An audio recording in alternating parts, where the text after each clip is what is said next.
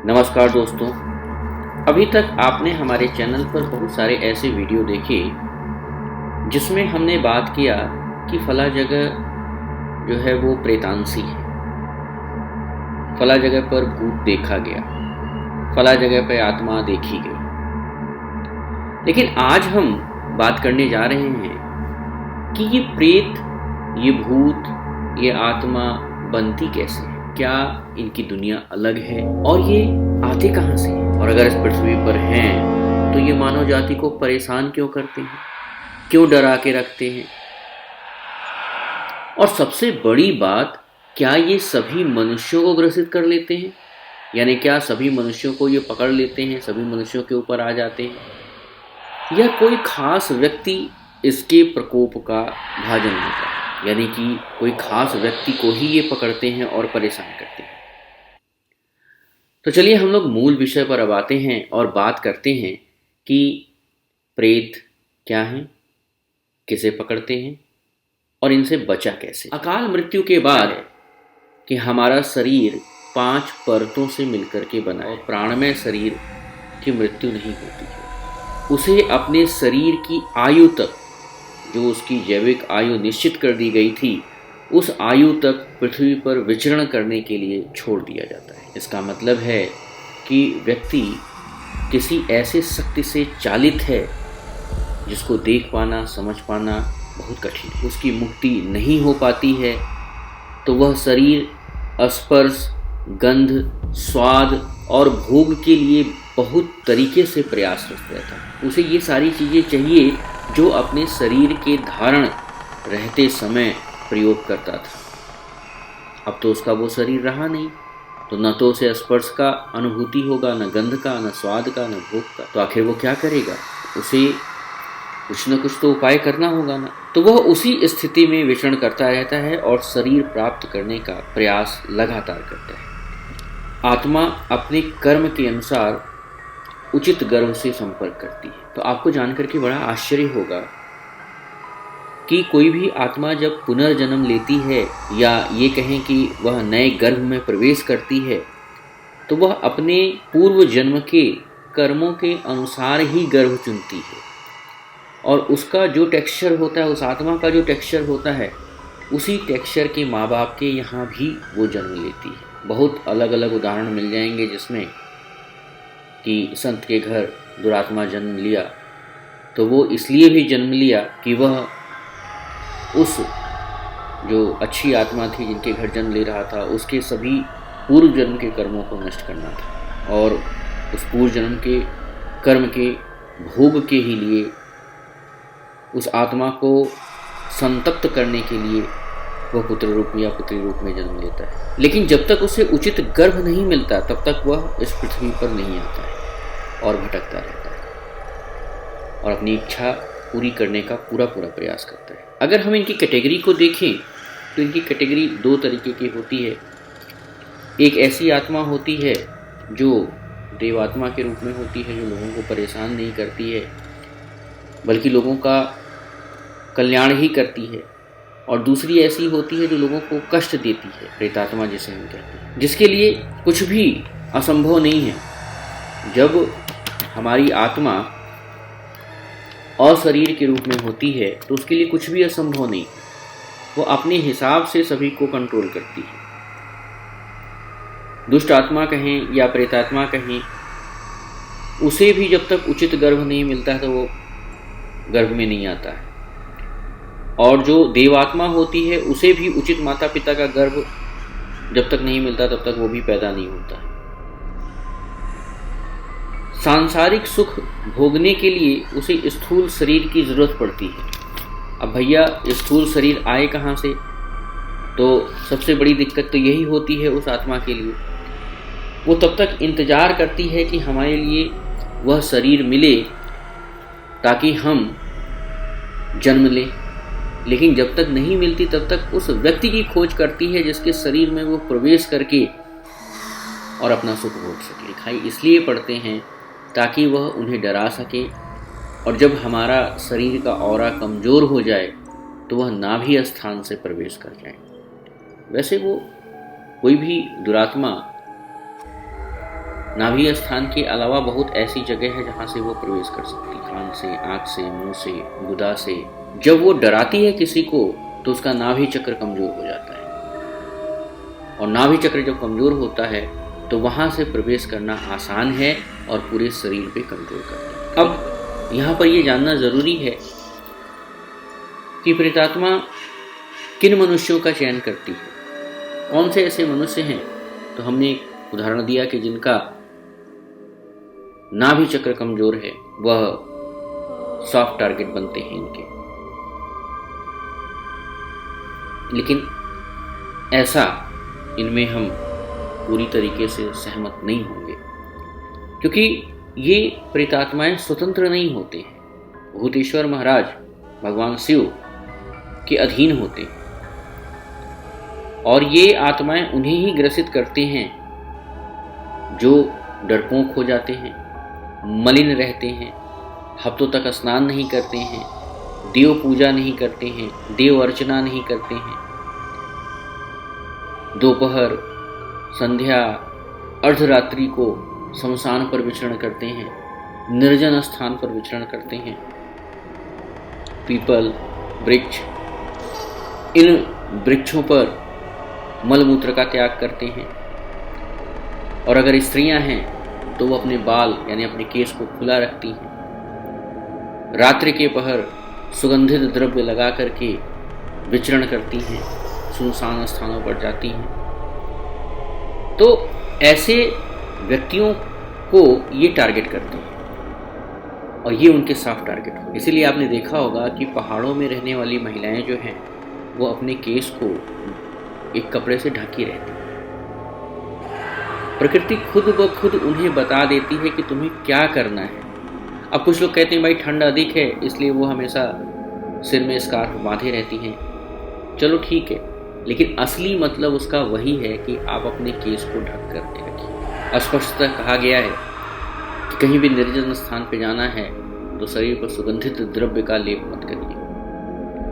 निर्जन स्थान पर मांस भक्षण या मदिरा भक्षण मत करिए।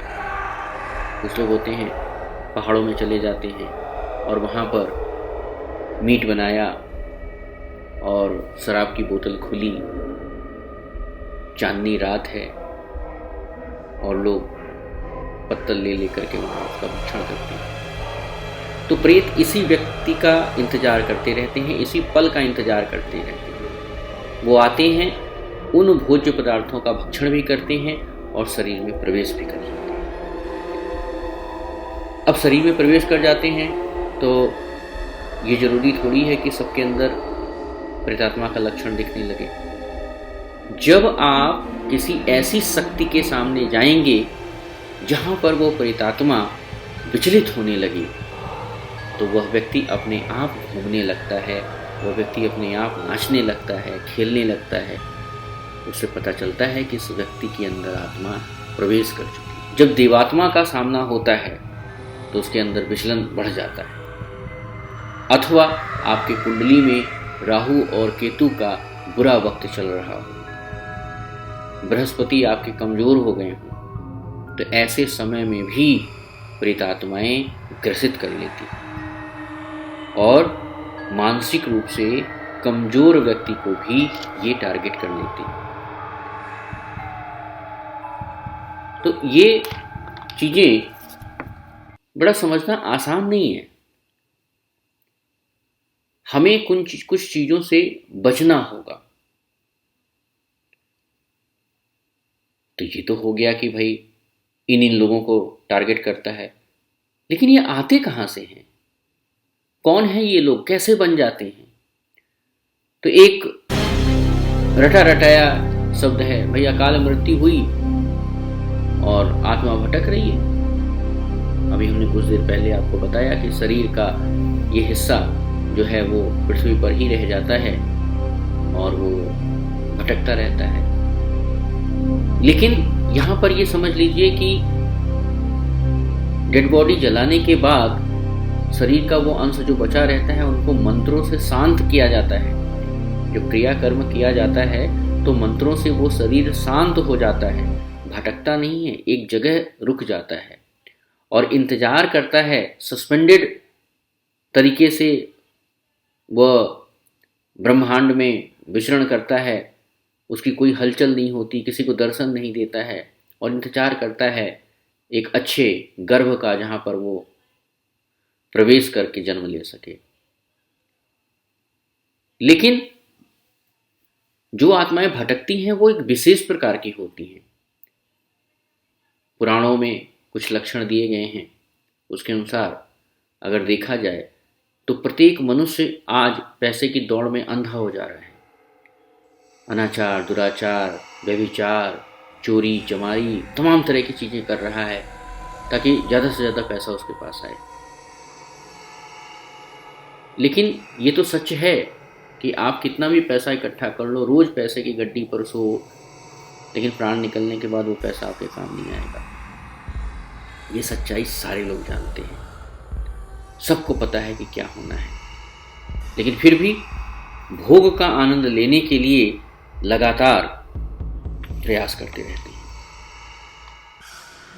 इसी पैसे और शोहरत के चक्कर में वो दुराचारी, माता पिता का विरोधी, कष्ट देने वाला, रक्त पिपासु, मांस मदिरा का सेवन करने वाला व्यक्ति बन जाता है।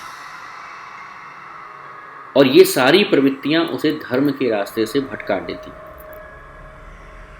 और ऐसा मनुष्य जब मरता है, चाहे वो अपनी आयु पूरी करके मरे या उसकी अकाल मृत्यु हो, तो वह प्रेत योनि प्राप्त करता है और अपने कर्मों को भोगने तक भटकता रहता है। कभी कभी हजारों साल तक, आपने देखा होगा, कहानियों में सुना होगा, हजारों साल से प्रेत भटक रहा है, उसे मुक्ति ही नहीं मिल रही है। और वहीं अगर हम चुड़ैल की बात करें तो वह स्त्री जो अपनी काम पिपासा को शांत करने के लिए पर पुरुष गमन करती है या व्यभिचार में दिन रात रत रहती है, झूठ बोलती है, चुगली करती है, लोगों को नाना प्रकार का कष्ट देती है, अपने पाल्य को संतप्त करती है, मारती है, पीटती है, शराब का सेवन करती है, तो ऐसे लोग जब मरते हैं तो निश्चित ही चुड़ैल बनते हैं। उसमें कहीं कुछ सोचना ही नहीं है। इसके साथ ही साथ अगर आप मनुष्य योनि में जन्म लिए हैं तो अकारण किसी का अपमान न करें, गाली गलौज न करें, आत्महत्या न करें। और अगर ये सारी चीज़ें मनुष्य योनि में रहते हुए व्यक्ति से जाने अनजाने में होता है तो वह भले ही कम समय के लिए हो, लेकिन प्रेत योनि में भटकेगा जरूर। क्रियाकर्म करने के बाद भी वो भटकेगा, उसे मुक्ति नहीं मिलेगी। भटकने का मतलब यहाँ है कि उसे मुक्ति नहीं मिलेगी, जल्दी से गर्भ नहीं मिलेगा, वो भटक रहा है, गर्भ के लिए तरस रहा है, शांत तो है लेकिन मुक्ति नहीं मिल रहा है। अब कैसे इनसे हम बचें? मान लेते हैं आप पहाड़ में हैं, आप रोजाना निर्जन स्थानों से आते जाते हैं, तो कैसे बचेंगे इनसे? है कोई तरीका?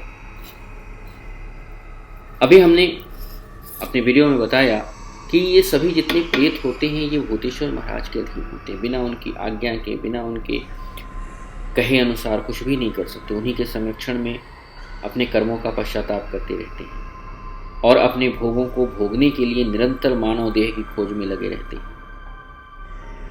अगर भूतेश्वर महाराज की कृपा उस मनुष्य पर है तो वो उनको छू भी नहीं पाएंगे। और कुछ लोग कहते हैं कि हम तो महाकाल के भक्त हैं, हमारा क्या होगा? लेकिन आप महाकाल के भक्त हैं, मानते हैं, लेकिन क्या आप इन सारी चीज़ों से विमुक्त हैं? इन सभी काम पिपासा, लोभ, इन सभी चीज़ों से विरक्त हैं? क्या वास्तव में मानव जीवन एंजॉय कर रहे हैं? केवल महाकाल की प्रार्थना करने से ही नहीं हो जाता है कि आपको कोई परेशान नहीं करेगा। आप मानव जीवन में सद्मार्ग पर चल रहे हैं कि नहीं चल रहे हैं? और अगर नहीं चल रहे हैं तो निश्चित आपको परिणाम भोगने हैं। भागवत पुराण कहता है कि जिस घर में भागवत कथा का श्रवण प्रवचन होते हैं उस घर में मनुष्य इतना पावरफुल हो जाता है कि प्रेत उस घर में उस मनुष्य के ऊपर आने की हिम्मत तक नहीं कर पाते हैं। सोचिए जरा, भगवत भजन कितना जरूरी है। और साथ ही साथ दीपक का रोज प्रज्वलन करना,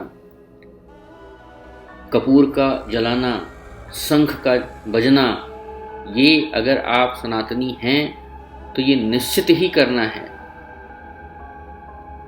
और अगर आप किसी दूसरे धर्म को मानते हैं तो सोचिए कि आपके धर्म के अनुसार क्या प्रधानता की जाए।